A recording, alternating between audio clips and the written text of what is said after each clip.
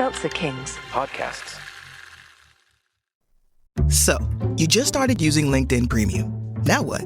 Well, on your premium company page, you noticed around 7.5 times more page engagement and 5 times more page views. Well done. And now, new clients are messaging you. All because you're using LinkedIn Premium, which helps you get the business growth you want. Think big, small business. Think big. Start your free trial at linkedin.com/premium small business. That's linkedin.com/premium small business. Yeah, I had to let Gavin have the weekend off so he could mourn the queen. Ass. The following podcast contains This is pure filth. Pornographic filth. explicit language.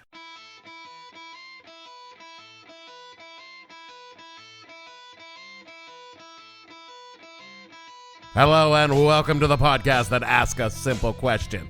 And the premise to your show was slow motion running? What the hell were you thinking? I'm your host Dave Bledsoe on this episode number 378. Watch it jiggle, see it wiggle edition of the show, where we talk about that time America took a stand against sexism by taking off its bra. Stay tuned. The What the Hell Were You Thinking podcast is brought to you by the American Broadcasting Corporation. We put the broads in broadcasting. Look, it's 1975 and it's time we stop pretending that the real reason you watch our shows isn't the boobs. We here at ABC want you to know that we know.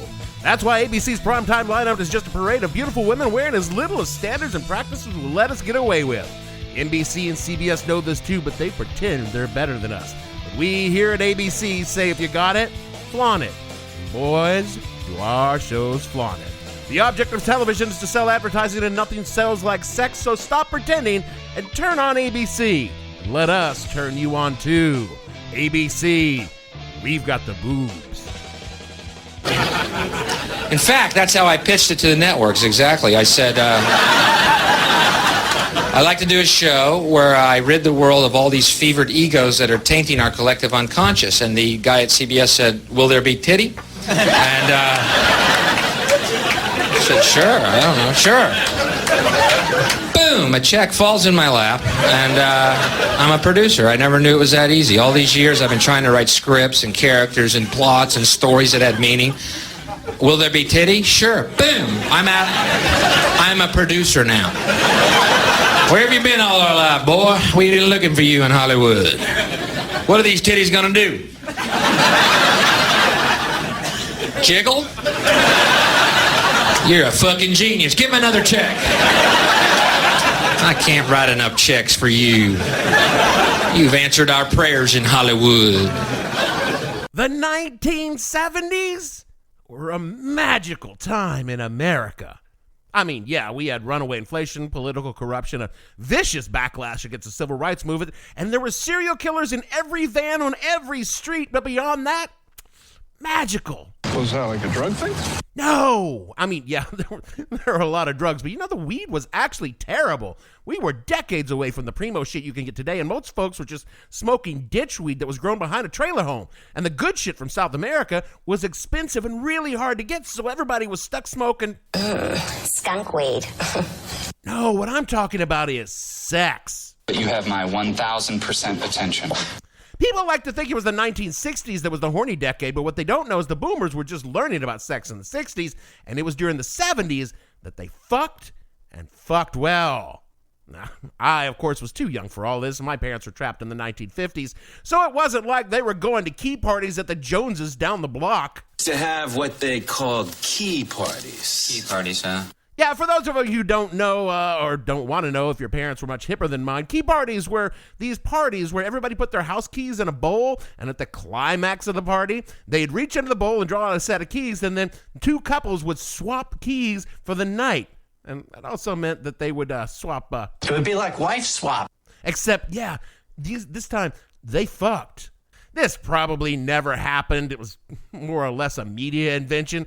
At least that's what my dad told me. What was I talking? Oh, right. Yeah, I was really too young to appreciate all the fucking that was going on. What I wasn't too young was to experience how this loosening of societal mores was portrayed in popular culture. And in the 1970s, Popular culture was television, and TV took one look around at all the fucking going on and asked itself, how can we make this pay for us? It was a tough line to walk, because they couldn't just start airing hardcore porn right after All in the Family. There were still a lot of really uptight people out there, and they would complain loudly. What they had to do was find a way to titillate without actually showing titties. Well, that can't be good. Well, I mean, it wasn't highbrow entertainment, but it was definitely attention-getting, and that is where our trip through time takes us this week, back to the mid-1970s and the era of Jiggle television. His jiggling is almost hypnotic. Now, to get to the good bits, we're going to have to go back a little ways and talk about why boobs on television were such a big deal in the first place. I mean, they're just boobs. Everyone has them to one degree or another. Big boobs, small boobs, medium boobs. I want to skip past all the representations in art and how early photography gave us the first dirty pictures. Just know that they played a role in what came to be. But moving pictures opened up whole new dimensions in seeing naked people.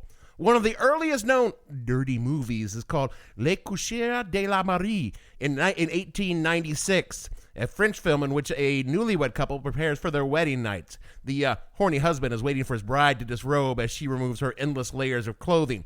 We do not actually see any nudity, but that doesn't matter because just the inference of nudity was enough for the inevitable backlash. Think of the children. Won't somebody please think of the children? As the industry became bigger, racier films, some with actual nudity, were made and released for mass audiences, and this made people upset. So upset that laws were being drawn up, and Hollywood decided that it would censor itself. And so it was around 1930 that the Hays Code was adopted by the studios. The exact wording of the code was broad enough to allow some wiggle room. Quote, no picture shall be produced which will lower the moral standards of those who see it. Hence, the sympathy of the audience shall never be thrown to the side of crime, wrongdoing, evil, or sin. Correct standards of life subject only to the requirements of drama and entertainment shall be presented. Law, natural or human, shall not be ridiculed, nor shall sympathy be created for its violations, unquote. That clear enough for you? It really isn't. But there was a less formal code of do's and don'ts that included, quote, pointed profanity by either title or lip.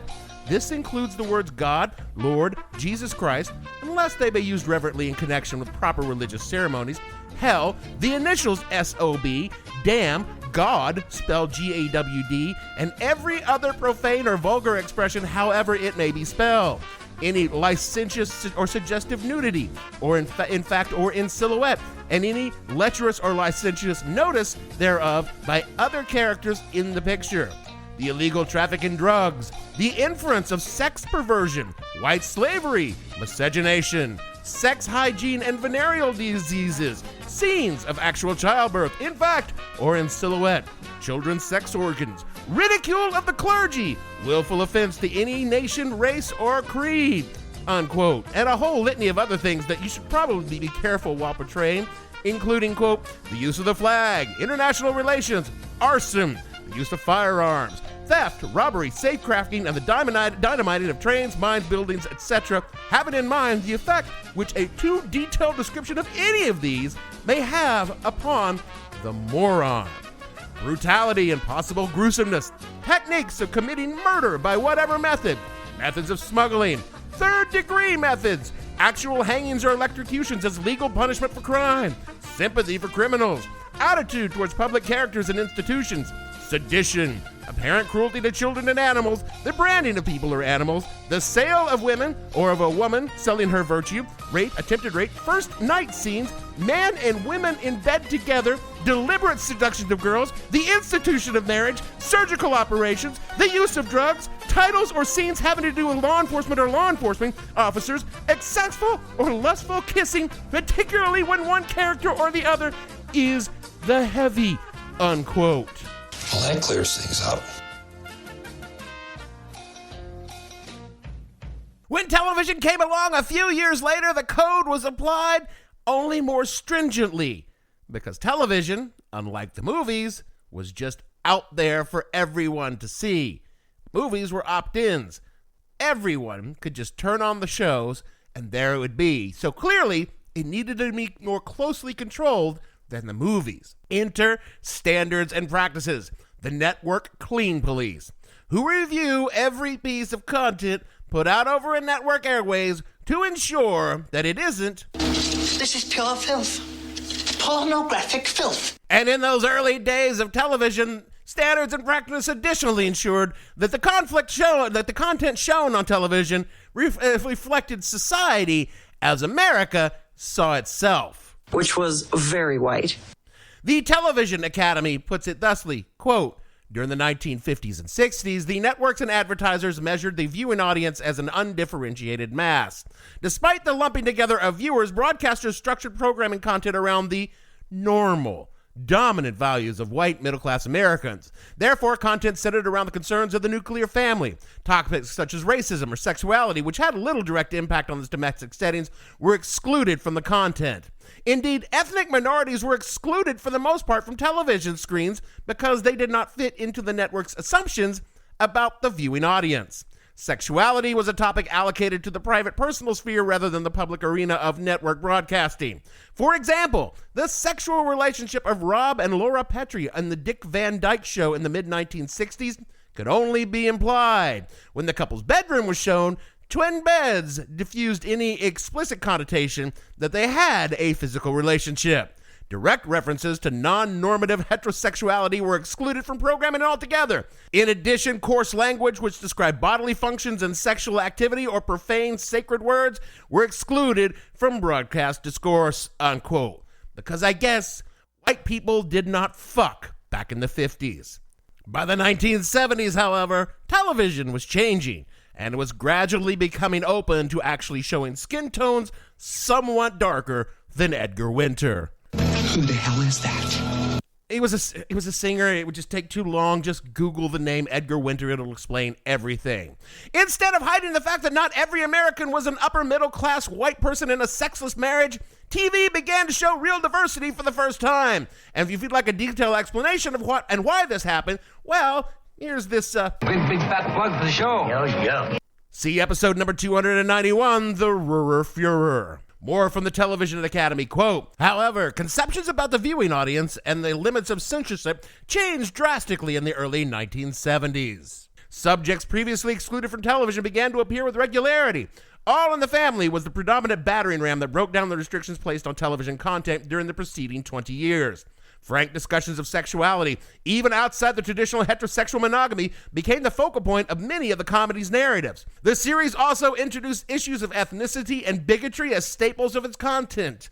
Constraints on the use of profanity began to crumble as well. Scriptwriters began to pepper dialogue with damns and hells, language not permitted during the more conservative 1950s and 1960s, unquote.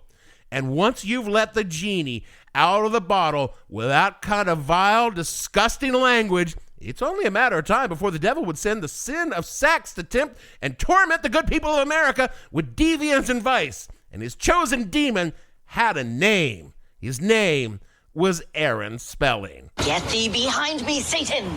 Aaron Spelling, born in Dallas, Texas, 1923, grew up, served in World War II as a pilot, attended Southern Methodist University, and then moved to Hollywood to become an actor. He appeared in films and television in shows like Alfred Hitchcock Presents, I Love Lucy, Gunsmoke, and Dragnet. It was his writing, however, that really began to make him a name in Hollywood, and pretty soon he had formed a production company with Danny Thomas, which produced his biggest success of his early days, The Mod Squad.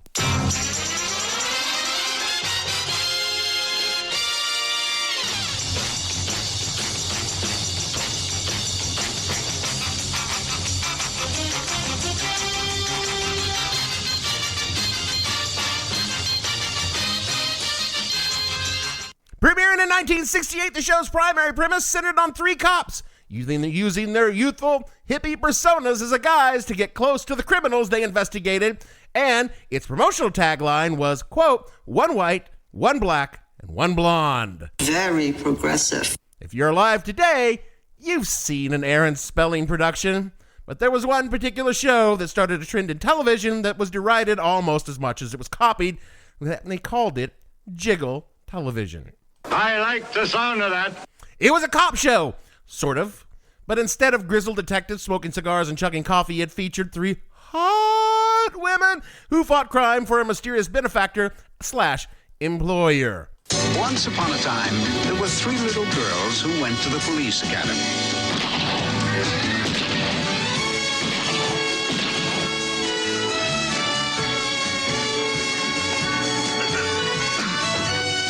And they were each assigned very hazardous duties.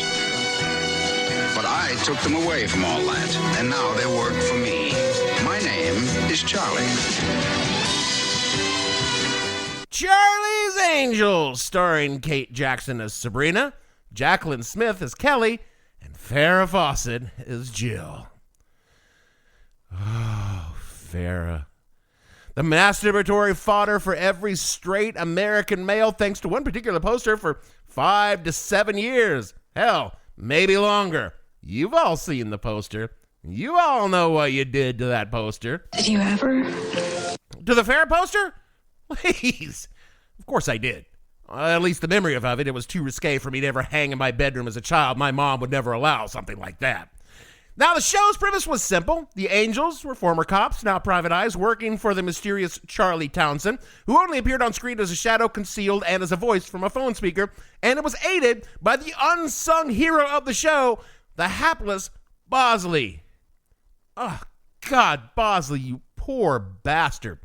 You were just so wronged in every way. Let me quote from Wikipedia here, summing up his role on the show. Quote, seemingly asexual, and thus unthreatening, Bosley has been described as an indulgent eunuch. Several times he played either a pratfall-type character, the buffoon, or a sugar daddy as part of one of the Angels covers. He also acts as a bumbling father figure or big brother figure to the ladies.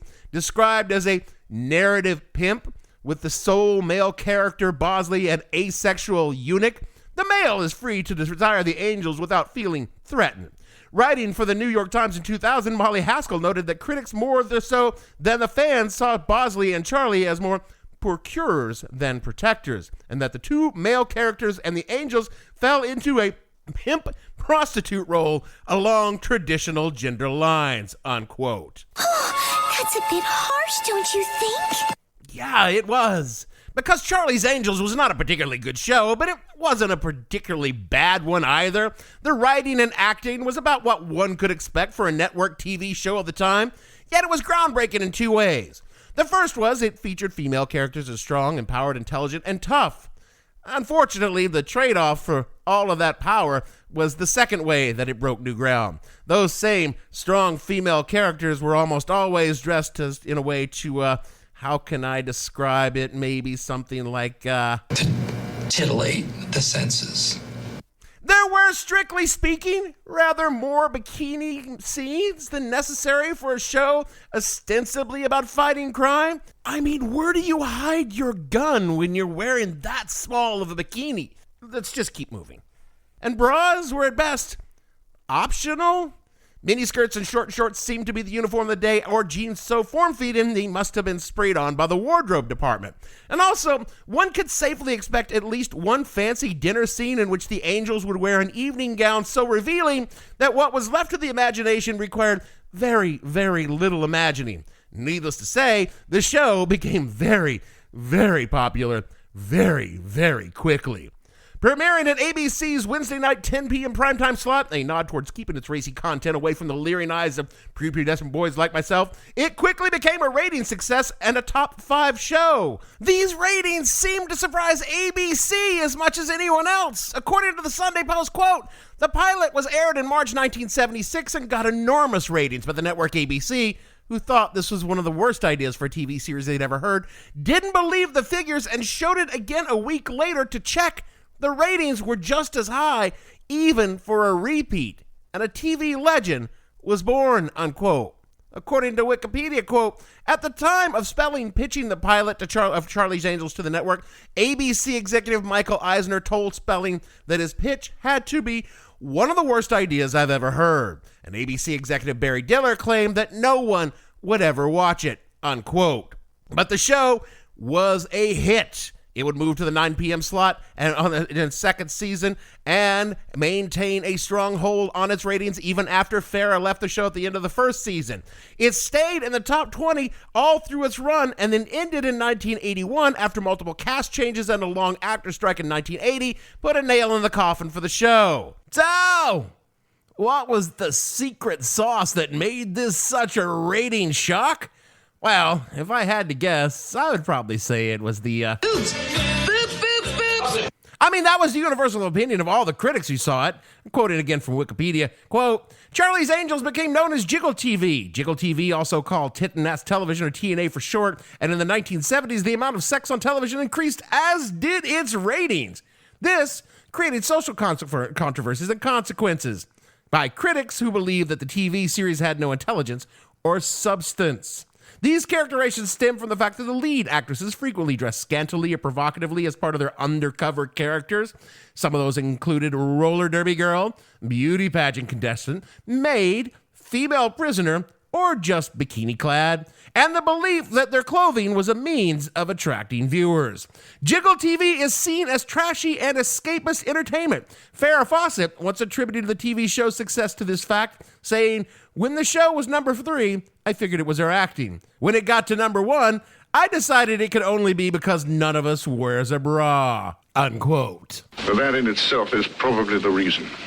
I mean, there'd been racy content on TV before Charlie's Angels. Rowan and Martin's Laugh-In raised some eyebrows for showing bikini-clad dancers in their interstitial scenes during the late 1960s. And various variety shows had pop stars of the day dressed revealingly as they performed, but never before had the jiggle been so prominent on a television show.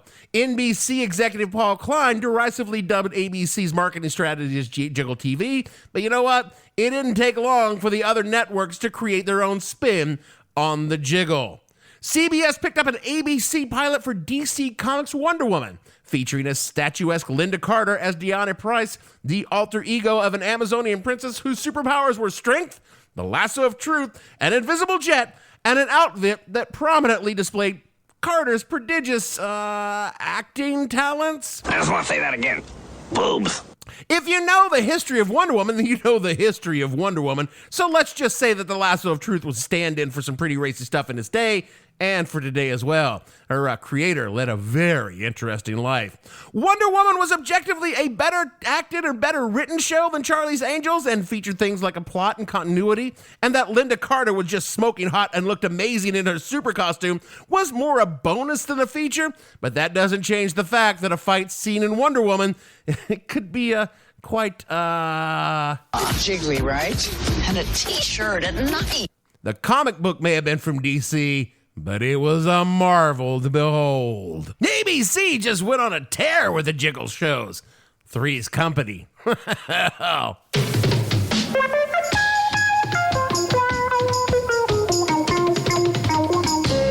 and knock on our door. Come and knock on our door. We've been waiting for you. We've been waiting for you. Where the kisses are hers and his. Three's Company too.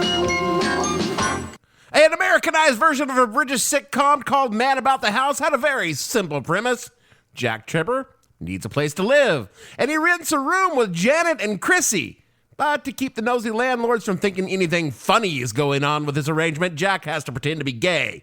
I mean, they never come right out and say that. He just inferred through some pretty awful stereotyping. To make up for that awful stereotyping through it all, Chrissy, played by Suzanne Summer, jiggles her way through the show with as little as possible for no apparent reason, other than, Suzanne Summers had... She's got big boobs. Whoa, so does she. Because Janet also did have big boobs, played by Joyce DeWitt, and Joyce DeWitt way, way hotter than Suzanne Summers, and they forced her to play the plain Jane next to Summers' prodigious assets. You need to look no further than Joyce DeWitt in a battle of network stars to verify her in all of her glory. But if you want the big kahuna of Jiggle TV, you need to look at the greatest jiggler of them all. Love, exciting and new. Come aboard, we're expecting you. And love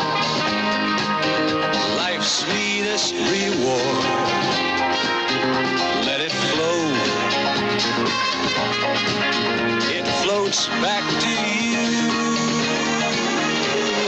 Love boat, soon we'll be making another run. The Love Boat. The Love Boat perfected the art and craft of gratuitous TNA. Set on the cruise ship Pacific Princess, the show ran from 1977 to 1986 and featured a mix of Hollywood has-beens to attract the olds and a myriad of up-and-coming new talent, so long as that talent looked fucking phenomenal in a bikini. The Love Boat, another Aaron Spelling creation, was a festival of cheesecake cameos and cheesy acting. It had nothing at all to recommend itself other than nostalgia and tits. Two things that ensured it would be a hit. The website flashback.com said of the show, quote, "Yes, the show was famous for featuring past their prime actors and actresses, but they weren't all Maury Amsterdam. Nearly every show had 1 to 2 smoking hot actresses, which they'd inevitably parade in a bikini, lingerie, or revealing dress, or often all of the above. It was like Benny Hill, but with a flimsy story to hold it together. In other words, the content was pretty light and family friendly, but the audience's eyeballs were constantly blinded by boobs," unquote. The official Jiggle era ended in the early 1980s, and America looked around and noticed that TV had just become Rubbish, filth, slime, muck, boo! and promptly turned back the clock 30 years by electing a paragon of 50 goodness and decency whose wife had gone down on every producer in Hollywood, and bless her heart for doing so, in the form of, oh, you know who I'm gonna say. Reagan. I'm not obsessed with him. Yeah, you are. And the era of overt TNA and Jiggle TV began to subside. I mean, it's never gone away. Jiggle TV is with us today. All it did was shift a little bit, like a carefully adjusted cleavage shot. The Dukes of Hazzard was terrible, but Daisy Duke was amazing. And her jiggle was all about that back end and those tight, short shorts. Or how about Baywatch? Baywatch, pure Jiggle TV. And that was in the 1990s. Hey, they're running. See, this is the brilliance of the show. I say always keep them running. All the time running. Run. Run, Yasmin, run like the wind. But for me, I prefer the purity of the 1970s Jiggle TV. There was an honesty in it. No one was pretending Suzanne Summers was a brilliant actress, but she looked fucking great in a low-cut top. No one was trying to convince us that The Love Boat was elevating the social discourse in America. It was washed-up actors and hot chicks barely wearing any clothes. And we all knew that Charlie's Angels was about seeing flaming hot women without their bras, and we embraced it. Today, we need to hide our carnal desires behind a veneer of plausible deniability. I mean, y'all weren't watching Game of Thrones because of its commentary on the social politics of the early 21st century. Y'all were watching it for blood, tits, and dragons, and that is exactly what the show delivered. And for me, I say we should all just be honest about it and go back to the days when Jiggle TV was open about what it was, using sex to sell advertisements for products and services that keep the 1% in power and the rest of us distracted about how badly we've been fucked over by them. Jiggle TV might not have been highbrow, and yes, it definitely demeaned women, but you know, at least we got that Farrah Fawcett poster out of it. This message comes from Greenlight. Ready to start talking to your kids about financial literacy? Meet Greenlight, the debit card and money app that teaches kids and teens how to earn, save, spend wisely, and invest, with your guardrails in place. With Greenlight, you can send money to kids quickly, set up chores, automate allowance, and keep an eye on your kids' spending with real-time notifications. Join millions of parents and kids building healthy financial habits together on Greenlight. Get started risk-free at greenlight.com/Spotify. This episode is brought to you by Progressive Insurance. Do you ever find yourself playing the budgeting game? Well, with the Name Your Price tool from Progressive, you can find options that fit your budget and potentially lower your bills. Try it at Progressive.com. Progressive Casualty Insurance Company and Affiliates. Price and coverage match limited by state law. Not available in all states. That is it for our show this week. Is this a filler show as we work up towards the spooktacular for 2022? You bet your sweet ass it is. You got one more coming before we take a week off to get ahead of the research and then the writing demands of a 5-show spooktacular this year. Plus, I still need to figure out bonus materials on the Patreon, patreon.com/whatthehellpodcast. You should go there if you're interested in supporting a product that panders to the lowest common denominator in society. Speaking of which, rate and review this show wherever you can get your pods so people can find us and revel in our baseless pandering. Do all the things that Jeremy tells you to do in the closing of the show, otherwise he will be forced to have me appear in a live show without the benefit of a bra. Why would you do that? Why would you do that? And so for me, Dave, Jugs and Orbs and Darts and Gourds, Elmer Fuds and Bouncing Buddhas, Bledsoe, producer, sweater stretchers, long protectors, beach umbrellas, frost detectors, Scooby snacks and steak eyes dice, Jello molds and high beam lights. Can I please stop now? Gavin and all the fictional Love Boat extras on the show, we want to say Bobbsey twins and ball commuters, WMDs and MREs, PFDs and Snow White Dwarfs, Picasso cubes, there must be 99 words for boobs. And we'll see you all next week.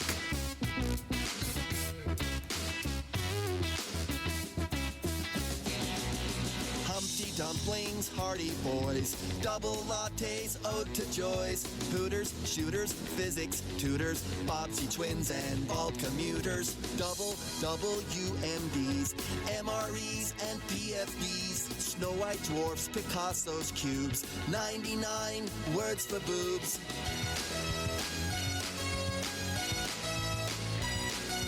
Gerbers, servers, holy grails, whoopee cushions, humpback whales, flying saucers, traffic stoppers, super big gulps, double whoppers, pillows, billows, Don DeLillos, soft serve cones and armadillos, pimped out hubcaps, inner tubes, 99 words for boobs.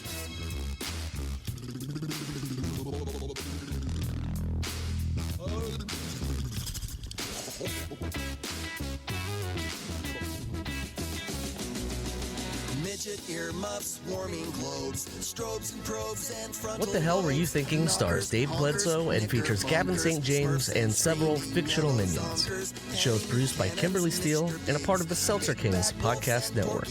You can find more information on the show on their website, whatthehellpodcast.com, or on Twitter at @thehell_podcast, or on Facebook as What the Hell Podcast. Thanks for listening. I have no ending for this, so I take a small bow. Now I know what to get you for Christmas. Why don't you make it a thigh master? I've broken my last 3. Seltzer Kings Podcasts.